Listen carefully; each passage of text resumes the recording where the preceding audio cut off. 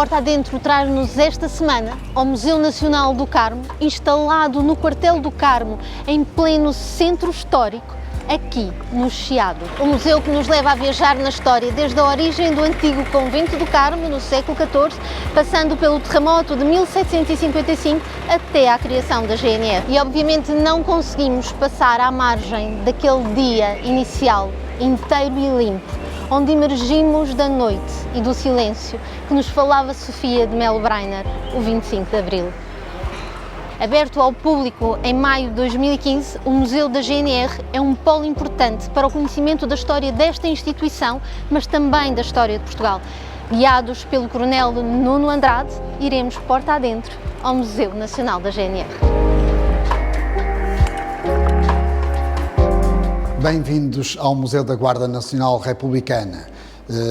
Está situado no Convento do Carmo, antigo Convento do Carmo, atual Quartel do Carmo, Comando-Geral da Guarda Nacional Republicana.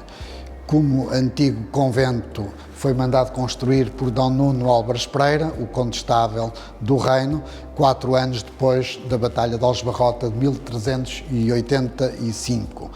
Foi aqui que viveu o Condestável nos últimos anos de vida, foi aqui que morreu em 1431. Aqui está localizado o Museu da Guarda Nacional Republicana, que conta mais de 600 anos de história, desde a Batalha de Aljubarrota, passando pelo terremoto de Lisboa de 1755 e depois contando toda a história do primeiro corpo de quadrilheiros para a segurança em Portugal, para a segurança interna, e desde 1801 as guardas profissionais de polícia, desde a Guarda Real, passando pelas guardas municipais de Lisboa e do Porto, e finalmente, a partir da República, pela Guarda Nacional Republicana. Sejam bem-vindos, são estes 600 anos de história que aqui no Quartel do Carmo, antigo Convento do Carmo, as dependências conventuais do convento, é aqui que está situado o nosso museu. O Convento do Carmo, no pós-condestável, vigorou com grande dinamismo, atravessou as vicissitudes do regime. Aqui estiveram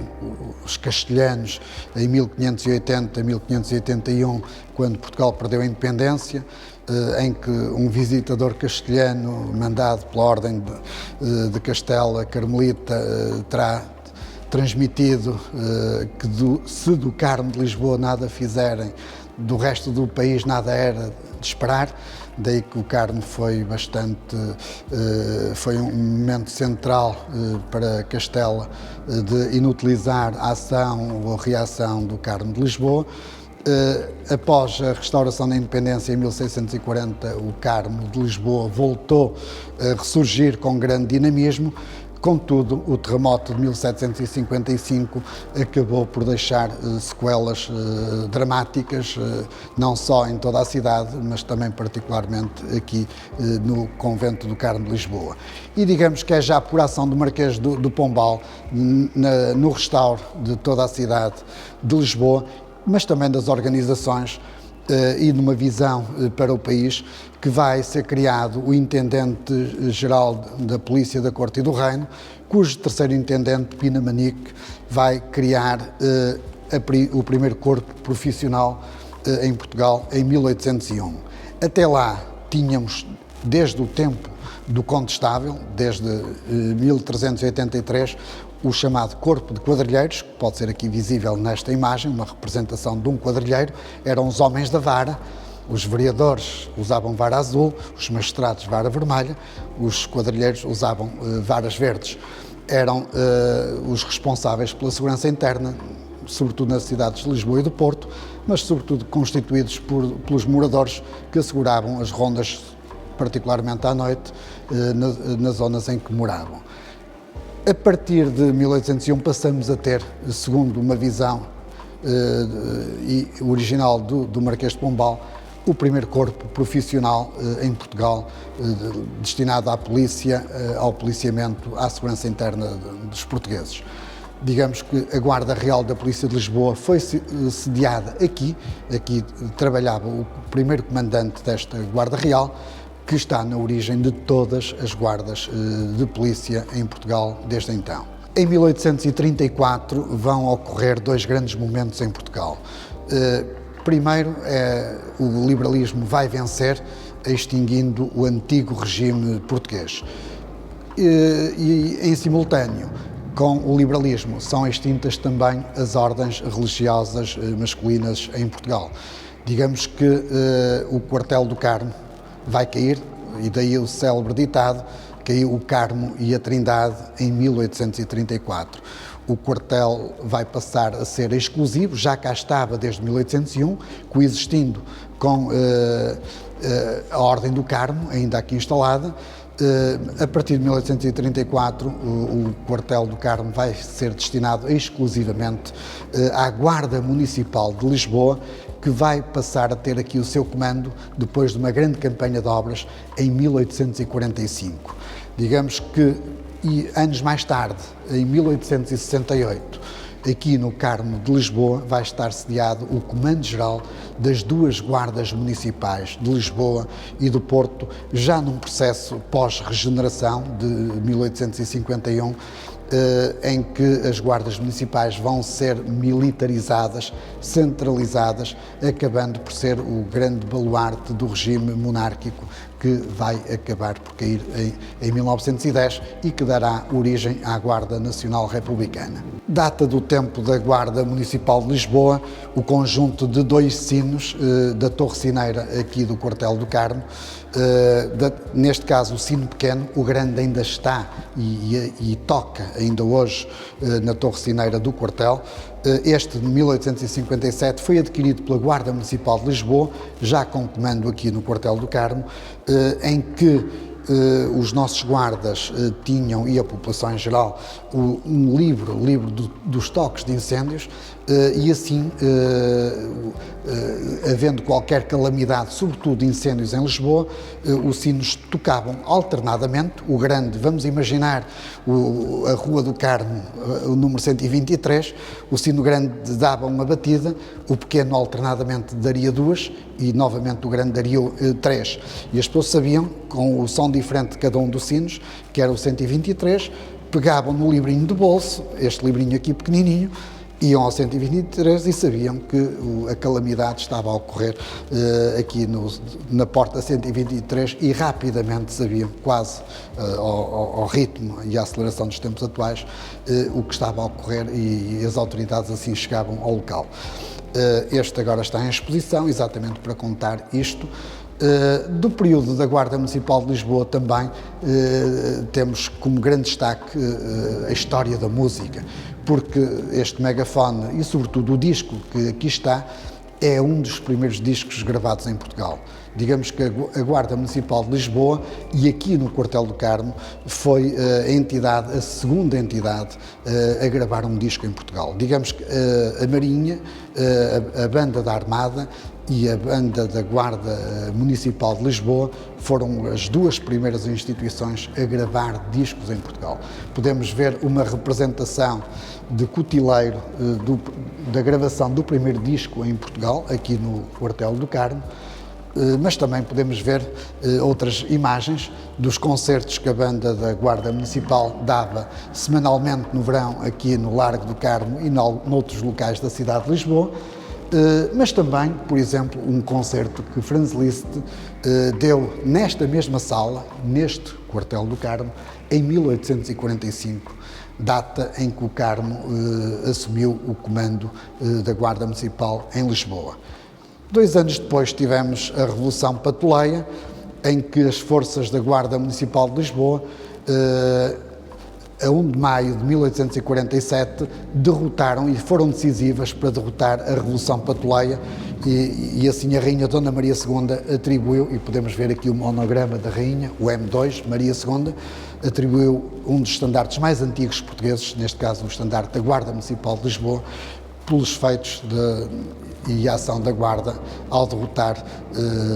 como disse, a Revolução Patuleia. Em 1910, na rotunda do Marquês de Pombal, aqui em Lisboa, os revoltosos republicanos levaram a bom porto a Revolução Republicana, fazendo cair a monarquia em Portugal. Na rotunda do Marquês de Pombal, o comissário naval Machado Santos foi o único oficial que permaneceu sempre durante as operações e, juntamente com um conjunto de sargentos, cabos, guardas, marinheiros, conseguiram sair vitoriosos e digamos que grande parte deles, praticamente todos os militares do Exército, marinheiros, inclusivamente ingressaram na Guarda Republicana, criada como Guarda Republicana dias depois do 5 de outubro de 1910, mas a partir de 3 de maio de 1911 já na Guarda Nacional Republicana. Os símbolos monárquicos deram origem aos símbolos republicanos e por isso vemos aqui a imagem da Marianne com o barrete frígio vermelho, símbolo da Revolução, o hino nacional com o disco da música da portuguesa, a primeira Constituição da República, o estudo para as bandeiras que deram, neste caso, origem à bandeira republicana. O primeiro comandante da Guarda Republicana foi o único general do Exército que esteve envolvido na conspiração republicana e digamos que o fardamento atual da Guarda Nacional Republicana, a cor verde que nós ainda agora usamos, quer no barrete, quer nos uniformes, é o verde que os republicanos assumiam como a cor da ciência, do positivismo, de Auguste Comte, um pouquinho a ciência contra a fé, numa ideia de progresso que pretendiam para Portugal. Aqui vemos um telégrafo porque a Revolução ocorreu sobretudo em Lisboa e foi transmitida pelo telégrafo ao resto do país. Depois da Primeira Guerra Mundial, que vai alterar o curso da República, dividindo os políticos republicanos, Sidónio Pais instaurou uma ditadura em 1917, que vai perdurar até 1918. Após o assassinato de Sidónio Pais, logo a seguir, um mês depois do armistício da Grande Guerra, vai ocorrer primeiro a Norte, com a instauração da monarquia do Norte, e depois a Revolução Monárquica vai estender-se a Lisboa. E é derrotada a 24 de janeiro de 1919, na chamada Batalha de Monsanto, aqui no Monsanto, Lisboeta, digamos que o ponto central para a defesa de Lisboa e Estado-Maior dessa mesma defesa militar, em que as forças da Guarda Nacional Republicana foram decisivas para a vitória republicana. Nos confrontos foram mortos um cabo do 5 de outubro de 1910, na altura alferes José Martins, que foi promovido a título póstumo a tenente e hoje dá nome à avenida à frente da prisão de Monsanto. E também um soldado, o soldado número 41, que faleceu porque estava a serviço à prisão, recusou-se a disparar contra os republicanos e os monárquicos entrincheirados no interior abateram-no.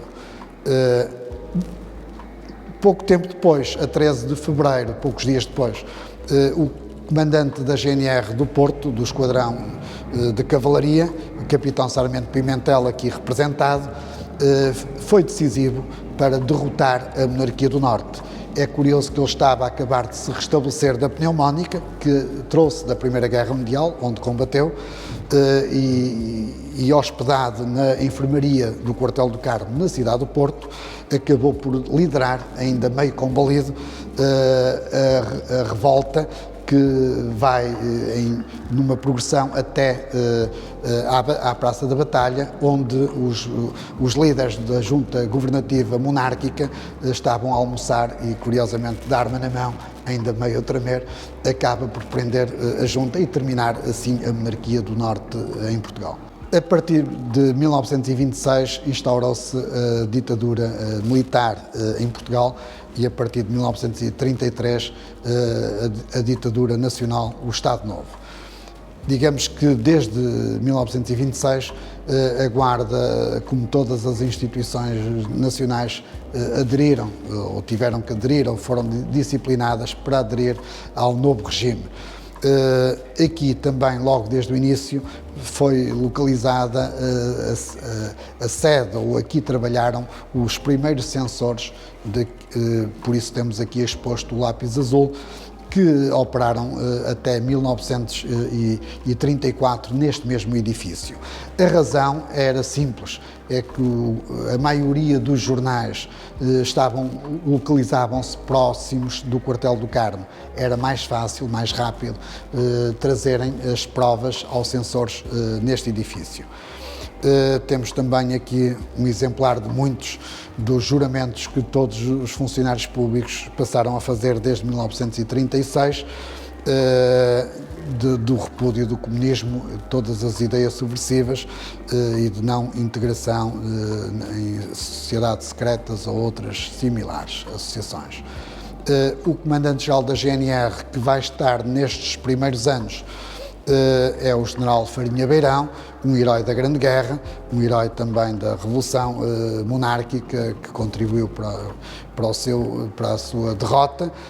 O general Farinha Beirão, que foi um general muito prestigiado, que comandou a Guarda durante mais anos desde a sua existência. Portugal não entrou na Segunda Guerra Mundial, não participou, apesar de toda a economia e o contexto ser um contexto de grande guerra em Portugal. Enfim, o contexto das minas, daí termos aqui uma recriação de uma mina de wolframio, cujo filme que podemos ainda hoje apreciar foi feito pelo comandante da GNR de Aveiro, que nas rondas que fazia ao posto da mina de Ribeira de Frades, em Arouca, filmou aquele que é um documentário extraordinário e único em Portugal do trabalhar das minas no período da Grande Guerra, da Segunda Guerra Mundial. Depois, o regime de Salazar atravessou diversas vicissitudes. Em 1955, quando da visita da Rainha de Inglaterra, e logo a seguir o inverso, já com a campanha de Humberto Delgado, o regime vai começar a mostrar todas as suas fragilidades. Em 58, com a guarda a cavalo a impedir a progressão de Humberto Delgado na campanha à sua chegada a Lisboa, e logo a seguir, em 1961, o ano de todas as crises para Salazar, em que o próprio esteve aqui no quartel do Carmo, tal como já tinha estado em 59, mas em 61 aqui esteve presencialmente, como viria a estar Marcelo Caetano anos depois. E daqui, ao sair, vai anunciar para Angola rapidamente e em força. Iniciavam-se os 13 anos de guerra colonial em Portugal e sobretudo nos territórios africanos, de Angola, Moçambique e Guiné, e em Portugal continuava a atravessar-se os últimos anos da ditadura, até à morte de Salazar e à primavera marcelista. Ora, a 25 de abril de 1974, Marcelo Caetano refugiou-se aqui no quartel do Carmo às primeiras horas, logo de manhã cedo, e esteve cerca de 14 horas, desde as 5h30 até às 7h30 do final da tarde. Permaneceu nos gabinetes de trabalho do Comandante-Geral e também num quarto interior que lhe foi destinado na outra ponta do quartel do Carmo. Aqui, até à hora do almoço, o ambiente foi relativamente calmo. Após a tarde, quando as forças Salgueiro Maia tomaram conta do Largo do Carmo, o clima ficou bastante agitado, muito quente, e poucas horas depois, com os ultimatos e as ordens de fogo sobre o quartel decretadas por Salgueiro Maia, o clima tornou-se mesmo muito complicado para os militares e as famílias dos militares que viviam à época no interior do quartel do Carmo. Ora, ao longo da tarde houve um crescendo de instabilidade. Otelo no posto de comando da Pontinha e Salgueiro Maia aqui no quartel, no Largo do Carmo, procuraram obter a rendição da Guarda. O comando da Guarda no interior não respondeu aos ultimatos e aos apelos de Salgueiro Maia, pelo que o capitão mandou disparar por 2 vezes sobre o quartel. A primeira vez pouco depois das 3h30 da tarde, com um disparo de uma viatura da arma de uma das viaturas blindadas sobre a fachada superior do quartel. Depois, às 4h15 da tarde, aí sim, um grande momento de fogo de cerca de 2 minutos ininterruptos de disparos de todos os militares, praticamente da coluna de Salgueiro Maia, num momento muito difícil para quem estava no interior do quartel do Carmo. Digamos que aqui podemos ver um dos livros baleados. Temos, ainda hoje pode ser visto no quartel do Carmo, um cadeirão da residência do Comandante-Geral, e o Comandante-Geral vivia aqui com a sua senhora, 2 filhos, uma nora e 2 pequenos netinhos de meses, no caso 1 ano e tal e meses, um casal. E obviamente foi um momento muito difícil, a família teve que fugir por 2 vezes e na segunda vez, neste grande momento de fogo sobre o quartel, chegou mesmo a passar à frente de Marcelo Caetano e do comandante-geral da GNR, e o próprio comandante-geral da GNR chegou a ir a uma das janelas e decretar a resposta ao fogo, o que deixou Marcelo Caetano muito transtornado, mas felizmente os militares da Guarda obedecem às ordens dos seus subordinados diretos, e a ordem do comandante-geral acabou por não ser replicada pelos restantes comandantes aqui presentes. Após o 25 de Abril e já no período democrático, obviamente a Guarda Nacional Republicana, dentro da Constituição Política de 1976, é hoje uma Guarda pluralista, uma Guarda democrática, uma Guarda moderna, que está presente em vários teatros de operações internacionais, como esteve no Iraque, e este é o estandarte do subagrupamento Alfa, que esteve no Iraque, o do subagrupamento Bravo, que esteve em Timor, mas também uma Guarda que desde os anos 90 já tem senhoras nos seus efetivos, de forma crescente, todos os anos a aumentar os seus efetivos femininos, uma Guarda prestigiada a nível internacional, que integra a Eurogenfor, a Força de Gendármica de Segurança Europeia. Ora, estamos na varanda sobre o Rocio Lisboeta, sobre o Val Verde, ou Val Verdejante, que no tempo de Nuno Novas Pereira era todo este conjunto que constituía ou que ficava entre o Castelo de São Jorge e a Baixa, na altura de Lisboeta, e aquele que foi o sítio eleito para Nuno Novas Pereira construir o convento de Nossa Senhora do Monte do Carmo. Ficava no monte, logo em frente à sede do Poder Real e quase como que em triângulo com a sé patriarcal, ou seja, a sé do poder espiritual. Aqui estavam os 3 poderes e lá embaixo o Valverde, agora o Rocio Lisboeta. Percorremos quase ou cerca de 600 anos de história de Portugal, da história também da Ordem do Carmo, a história da Guarda Nacional Republicana, mas enfim a história de todos nós, desde a Batalha de Aljubarrota até ao 25 de Abril de 64 e à Guarda Nacional Republicana que advém desses tempos. Terminamos aqui na varanda sobre o Rocio, que abrimos as portas e permitimos a visita desde 2007 até à atualidade, obviamente tirando este tempo da pandemia, mas que entre abril e maio, praticamente todos os anos, permitimos aos cidadãos de forma livre entrarem no quartel do Carmo de Lisboa, visitarem o nosso Salão Nobre e poderem desfrutar desta vista maravilhosa. Muito obrigado, visitem-nos, estamos abertos de segunda a sábado, inclusive, das 10 até às 18 horas, todos os dias.